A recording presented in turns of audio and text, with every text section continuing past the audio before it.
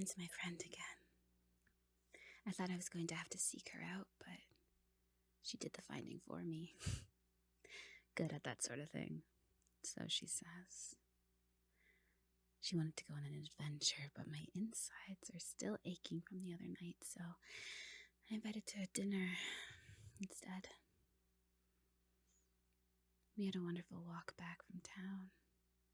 I don't know what it is, but somehow it's like we can just read each other's minds. Our humor, our personalities, they just work. I was hoping Wayne would get home so I could let him know that I was having a dinner party, but he's been missing for 2 days now. I offered her some wine that I had bartered for. She and I sat and talked for hours as we cooked. There were moments when it seemed like she already knew where some of the things were, and now I know why. Regardless, the conversation began to steer into what type of person that I was. She was subtle about it, but I knew she wanted to know how I knew the song. She wanted to know about my scars. Oddly enough, she asked why she could hear me crying in the night. I never cry loudly.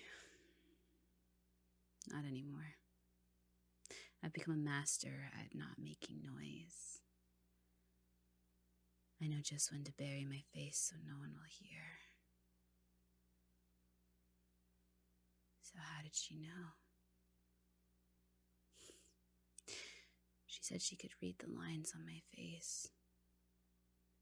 She says she knows more than what meets the eye, and that she always looks behind them.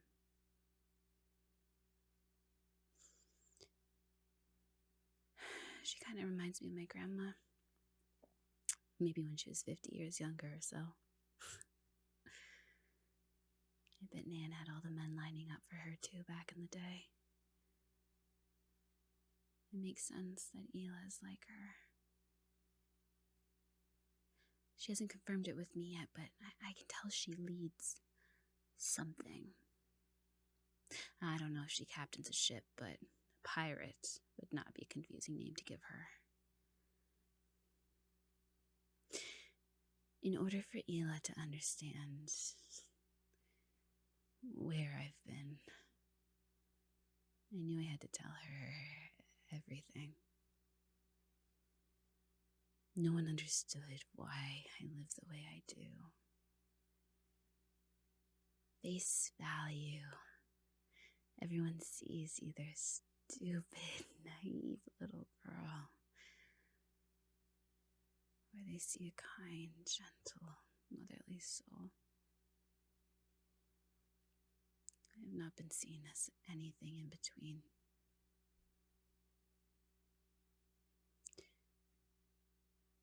I guess it could be why I was so easily protected. I mean, why I could argue for my own safety, even when I was ready to watch my old family crash and burn for them to die at the hands of a psychotic man that I loved.